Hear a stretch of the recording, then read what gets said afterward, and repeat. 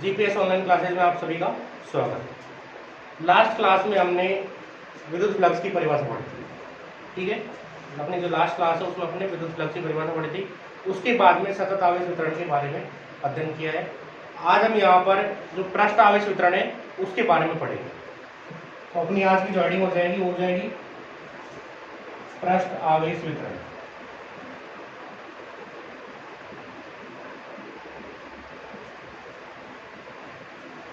तो सबसे पहले आपको पृष्ठ आवेश वितरण के बारे में समझना है कि पृष्ठ आवेश वितरण क्या होता है। अगर अपने पास कोई पृष्ठ है, अगर अपने पास कोई वस्तु है, तो उस वस्तु के अंदर वस्तु की जो आकृति है उसके आधार पर तीन प्रकार से आवेश का वितरण होता है। पहला होता है रेखीय आवेश वितरण। अगर वस्तु कोई छड़ के रूप में या फिर वस्तु कोई तार के रूप में, तो उस पर जो आवेश फैलेगा वो रेखीय आवेश के रूप में फैल जाएगा। अगर अपने पास कोई पृष्ठ है, पृष्ठ का क्या होता है, क्षेत्रफल होता है। यानी अपने पास यहाँ पर ये पृष्ठ है, इस पृष्ठ का जो क्षेत्रफल है, कुल क्षेत्रफल, उसको हम ए मान लेते हैं। क्षेत्रफल को या तो हम ए से व्यक्त करेंगे या फिर एस से व्यक्त करेंगे। इसका क्षेत्रफल हमने मान लिया ए, इसका जो टोटल क्षेत्रफल है वो हमने क्या मान लिया मित्रों, ए मान लिया। अब यहाँ पर अगर इस पूरे पृष्ठ के अंदर यानी ए क्षेत्रफल के अंदर अगर आवेश समान रूप से फैल जाता है, यानी पूरे सरफेस के अंदर अगर आवेश बराबर होगा, प्रत्येक स्थान पर अगर आवेश बराबर होता है, तो उसे हम पृष्ठ आवेश वितरण कहते हैं। उसको हम क्या कहेंगे, पृष्ठ आवेश वितरण कहेंगे। यानी अगर इस पृष्ठ के अंदर, इस पृष्ठ को हमने क्यू आवेश दिया, आवेश को क्यू के द्वारा रिप्रेजेंट किया जाता है। अगर इस पूरे पृष्ठ के अंदर क्यू आवेश बराबर फैलता है, यानी जितना आवेश यहाँ होगा उतना ही आवेश यहाँ होगा, यानी प्रत्येक स्थान पर कहीं पर भी अगर आवेश देंगे, अगर वो बराबर रूप से फैलता है, तो उसको हम क्या कह सकते हैं, फिर पृष्ठ आवेश वितरण कहेंगे। यानी ये प्लस क्यू जो आवेश है वो इस पूरे पृष्ठ में समान रूप से फैल गया,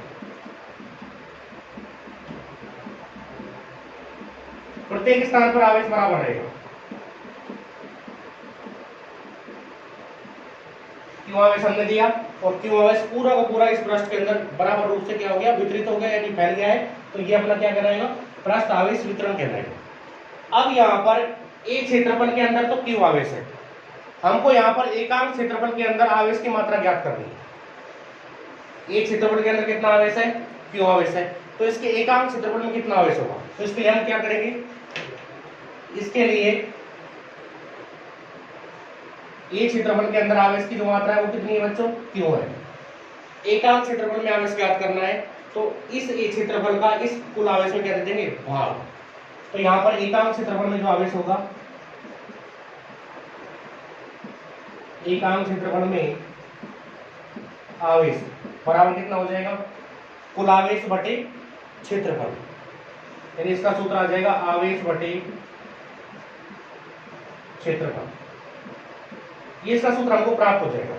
अभी एकांक क्षेत्रफल के अंदर जो आवेश होता है उसे पृष्ठ आवेश घनत्व कहा जाता है।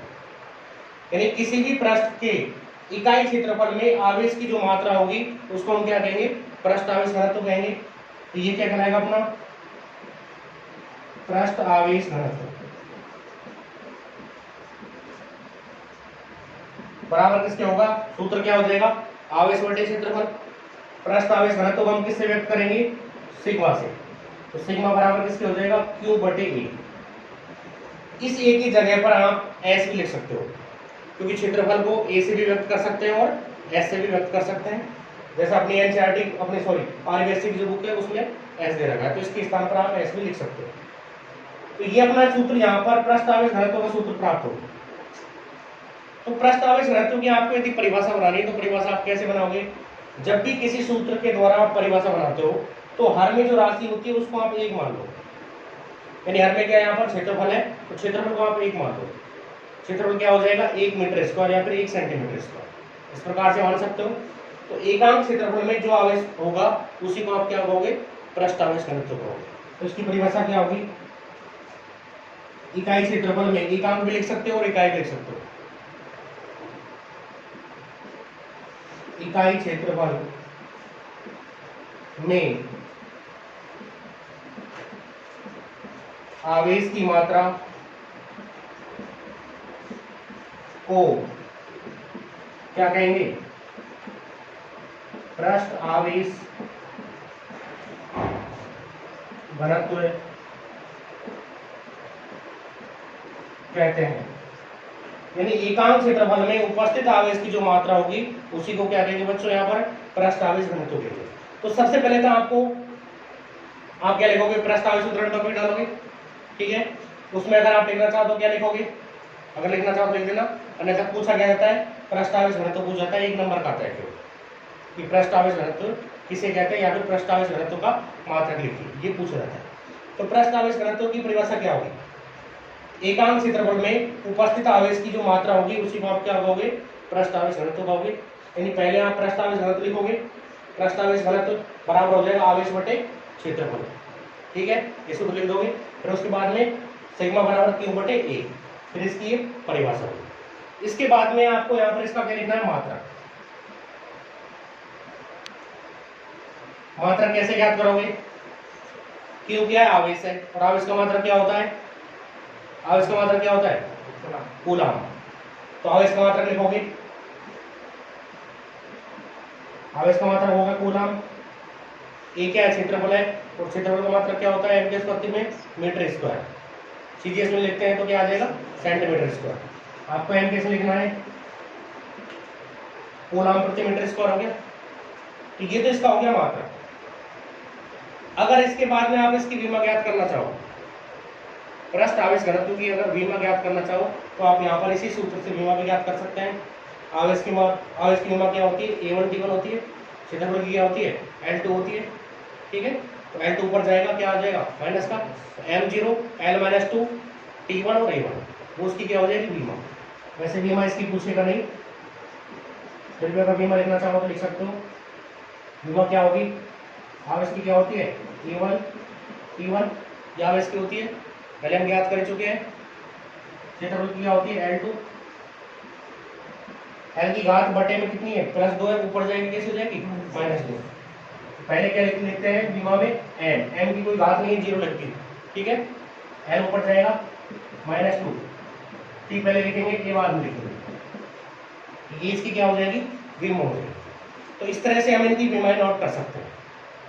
इसके बाद में ये जो अपने पास जो पृष्ठ ए क्षेत्रफल का है, इस पृष्ठ के कारण r दूरी पर हमको बल का मान ज्ञात करना है, या फिर हमको विद्युत क्षेत्र की जो वैल्यू होगी वो ज्ञात करना है। तो इसको नोट कर लेंगे, ऐसा आएगा बिल्कुल, ठीक है। अब यहाँ पर कई बार वो बल पूछ लेता है, ये जो पृष्ठ आवेश वितरण है इसके कारण बल का मान ज्ञात कीजिए। तो इसके लिए हम क्या करेंगे, ये हमारे पास ए क्षेत्रफल का कोई पृष्ठ है, इसका टोटल जो क्षेत्रफल है वो कितना है, ए है। अब यहाँ पर इस पृष्ठ पर कोई भी अल्पांश लेंगे, अल्पांश का मतलब क्या होता है, एक छोटा टुकड़ा लेना है। यानी ये जो पृष्ठ है इसे हम छोटे छोटे अल्पांशों से मिलकर के बना हुआ मान सकते हैं। 11th क्लास में अल्पांश आपने लिए होंगे। यानी ये जो पृष्ठ है, इस पृष्ठ को इस प्रकार से छोटे छोटे टुकड़ों से मिलकर के हम बना मान सकते हैं। अब ये जो अल्पांश अपने लिया है, इस अल्पांश को किसके द्वारा व्यक्त करेंगे, इस अल्पांश को डी के द्वारा व्यक्त करते हैं। किसी राशि की जब छोटी राशि ली जाती है, अल्प राशि ली जाती है, तो उसके साथ हम डी और लगा देते हैं। यानी ये हमने क्षेत्रफल का एक डी अल्पांश ले लिया। क्षेत्रफल को एस मानोगे तो डी एस आ जाएगा, ठीक है। अगर ए मानते हो तो डी आ जाएगा। अब ये जो अल्पांश है, इस अल्पांश से आर दूरी पर यहाँ पर कोई बिंदु पी है, कितनी दूरी है बिंदु की, आर दूरी है।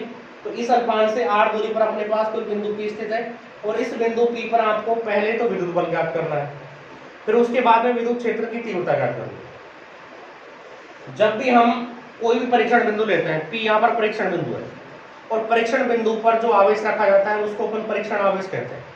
यानी यहाँ पर जो परीक्षण बिंदु होगा उस पर जो भी आवेश रखेंगे वो कौन सा आवेश होगा, वो परीक्षण आवेश होगा। और परीक्षण आवेश को हम किससे व्यक्त करते हैं, Q0 से या फिर Q0 से, ये यहाँ पर परीक्षण आवेश है।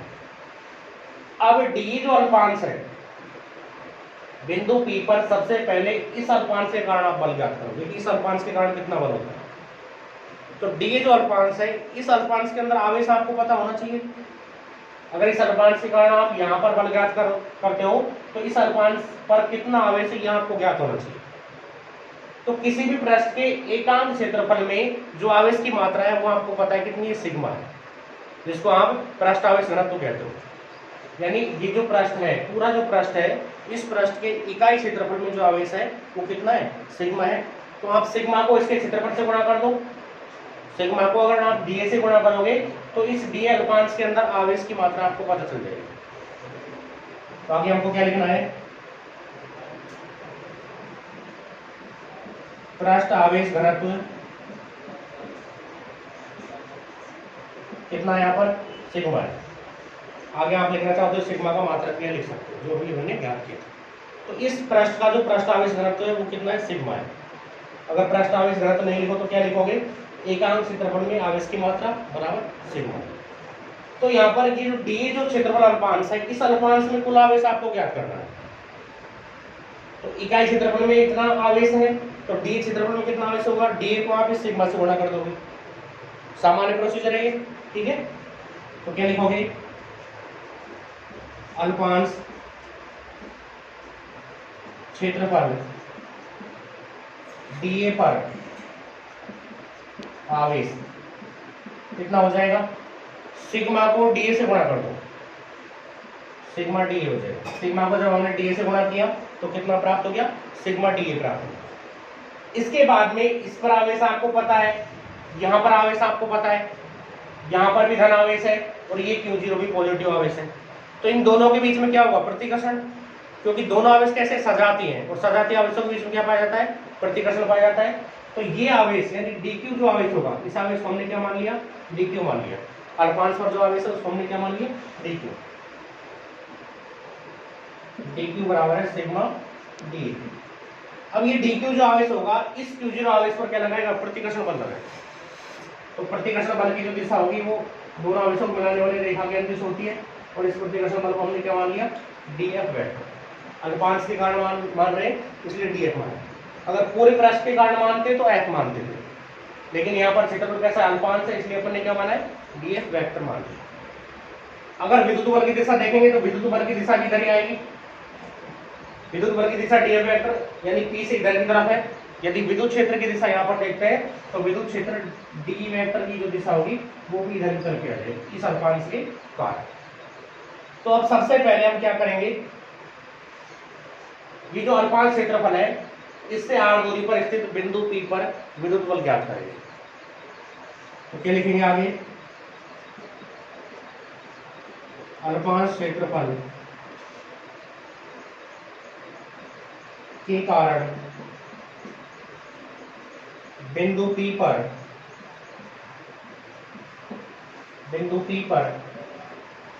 विद्युत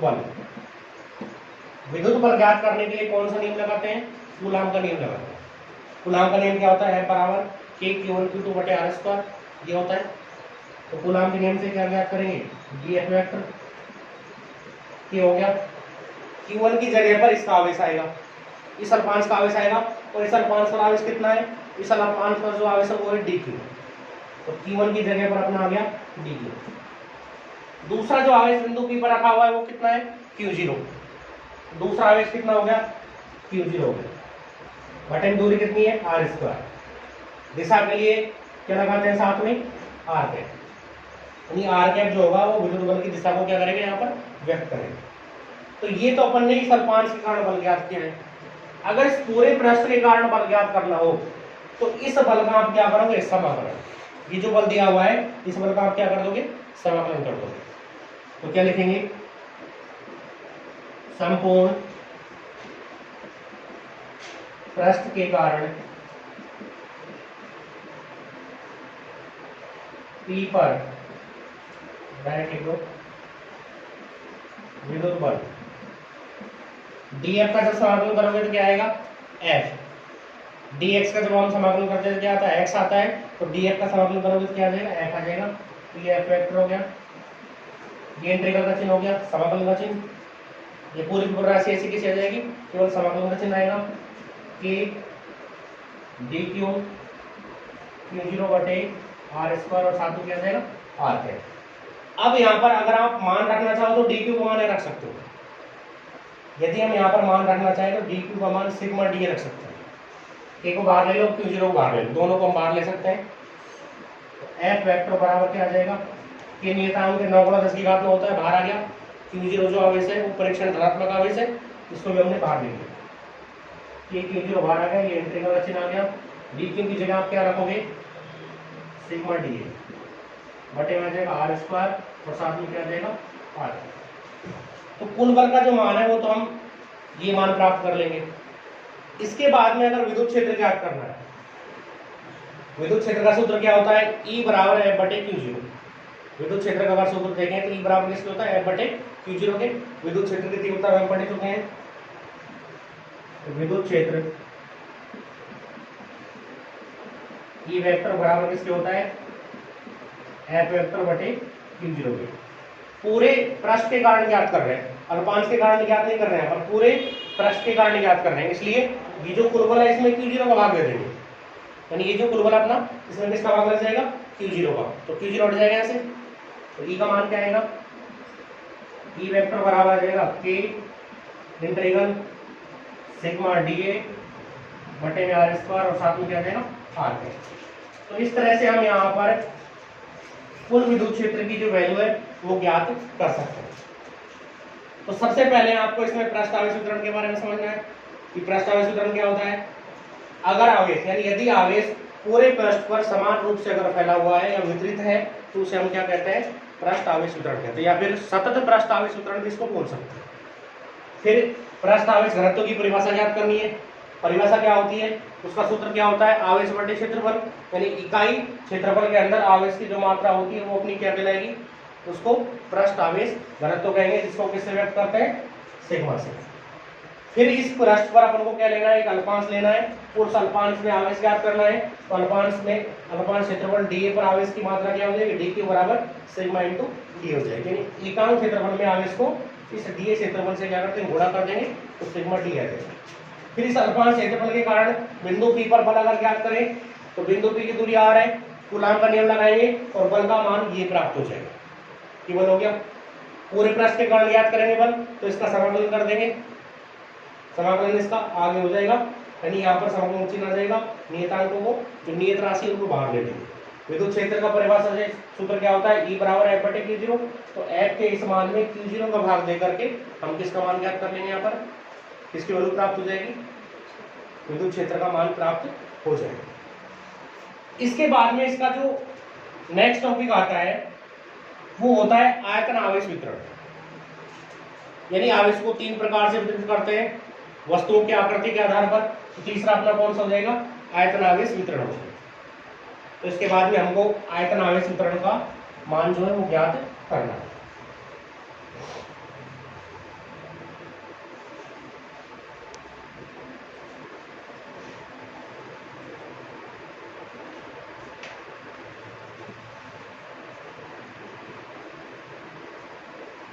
आयतन आवेश वितरण।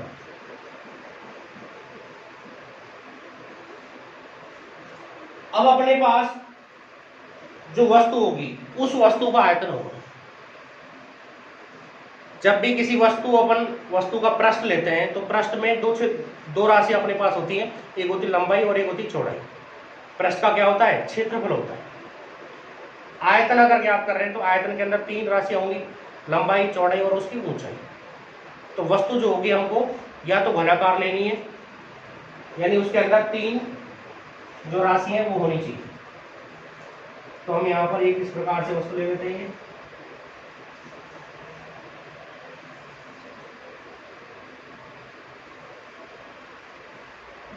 इस वस्तु को हमने प्लस क्यू आवेश दिया है। प्लस क्यू आवेश इस वस्तु के संपूर्ण आयतन में समान रूप से फैल जाएगा। तो इसके आयतन में अगर प्लस क्यू आवेश बराबर रूप से फैलता है, पूरे आयतन में फैलेगा।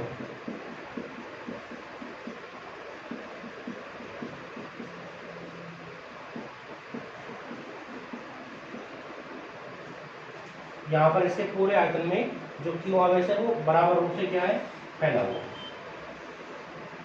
अब यहाँ पर हमको आयतन आवेश घनत्व का मान ज्ञात करना है, यानी ये वस्तु जो है या ये जो निकाय अपने पास, इस पूरे निकाय का कुल आयतन अपने पास कितना है, V के बराबर।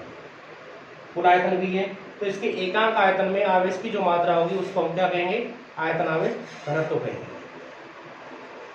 तो आयतन आवेश घनत्व का सूत्र क्या होगा, सेम प्रोसीजर बिल्कुल पिछला वाले ही, आयतन आवेश घनत्व सूत्र में क्या चेंज आएगा, पिछले वाले में यानी जब पृष्ठ आवेश घनत्व ज्ञात किया था, पृष्ठ का क्षेत्रफल होता है, अब यहाँ पर ये जो अपने पास निकाय है इसका क्या है, आयतन है, तो वहां पर आवेश बटे क्षेत्रफल आया था, यहाँ पर आवेश बटे आयतन आ जाएगा।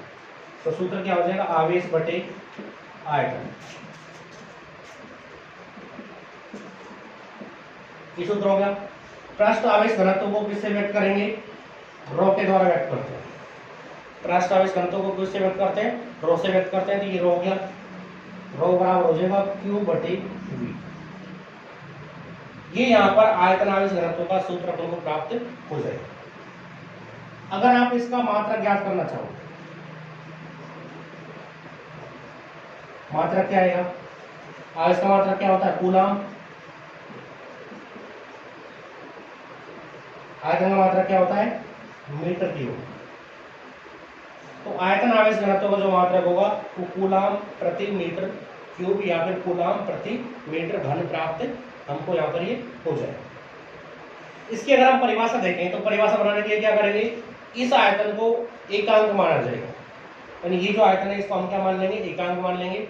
तो परिभाषा क्या हो जाएगी, आयतन आवेश घनत्व की एकांक आयतन में उपस्थित आवेश की जो मात्रा होगी उसी को क्या कहेंगे, आयतन आवेश घनत्व कहेंगे। परिभाषा क्या होगी, इकाई आयतन में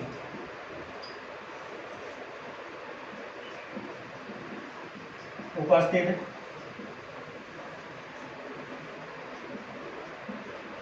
आवेश की मात्रा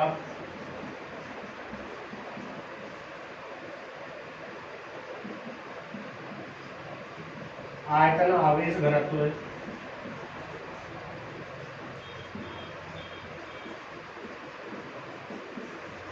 कहलाती है। यानी एकांक आयतन में जितना आवेश प्राप्त होगा उसी को हम क्या कह सकते हैं, आयतन आवेश घनत्व कह सकते हैं। इसके बाद में ये जो अपने पास जो भी निकाय है, इस निकाय के कारण, इस निकाय के पूरे आयतन के कारण हमको किसी बिंदु P पर विद्युत बल का मान और विद्युत क्षेत्र की जो तीव्रता है वो ज्ञात करनी है। यानी जो हमने पिछले टॉपिक में पृष्ठ के कारण ज्ञात किया है, अब इस पूरे आयतन के कारण ज्ञात करें। तो यहां पर हम क्या करेंगे, ये जो पूरा पृष्ठ है घनाकार है, इसके अंदर हमने एक dv आयतन का एक अल्पांश ले लिया। पूरा आयतन अगर v है तो इस आयतन का जब अल्पांश लिया जाएगा तो आयतन अल्पांश कितना हो जाएगा, dv हो जाएगा। तो ये dv आयतन का हमने एक अल्पांश ले लिया। इस अल्पांश से r दूरी पर यहाँ पर कोई बिंदु क्या होगा, P होगा। P बिंदु पर कैसा आवेश रखोगे, परीक्षण आवेश रखोगे, और परीक्षण आवेश को हम किससे व्यक्त करते हैं, Q0 से। ठीक है, इसकी दूरी कितनी है, r है। अब यहाँ पर ये जो dv आयतन है इस पर आवेश की मात्रा हम क्या मान लेंगे, dq मान लेंगे। इस पर आवेश dq हो गया। ये dq आवेश इस q0 आवेश को क्या करेगा, प्रतिकर्षित करेगा। चित्र भी बिल्कुल सेम आएगा। तो df विद्युत बल इधर लगेगा, विद्युत क्षेत्र d वेक्टर भी इधर लगेगा। केवल चित्र में थोड़ा अंतर है, पहले पृष्ठ था, अब यहाँ पर हमने क्या लिया है, आयतन लिया है। तो आयतन के लिए हमने एक अक्ष और जोड़ दिया इसके साथ इसे। ठीक है,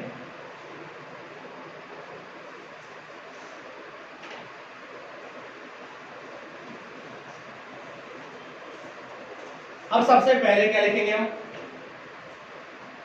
ये जो अपने पास V आयतन का जो भी निकाय है, इस निकाय का जो आयतन आवेश घनत्व वो हम क्या मानेंगे, रो मानेंगे। सबसे पहले क्या लिखा जाएगा, आयतन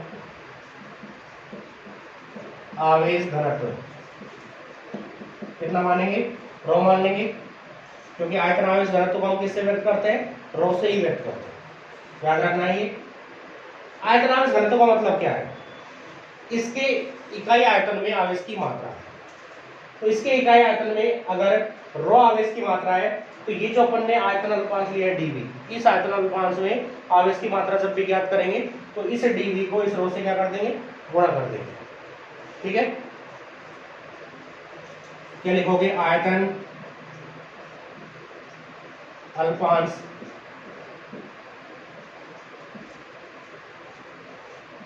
पर आवेश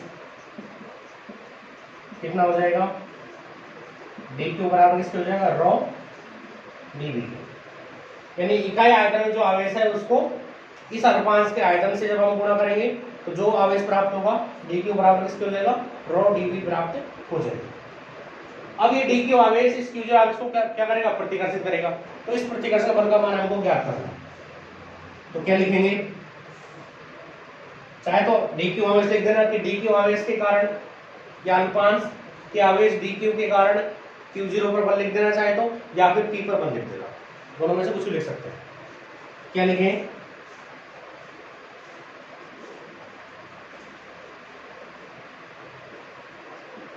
अल्पांश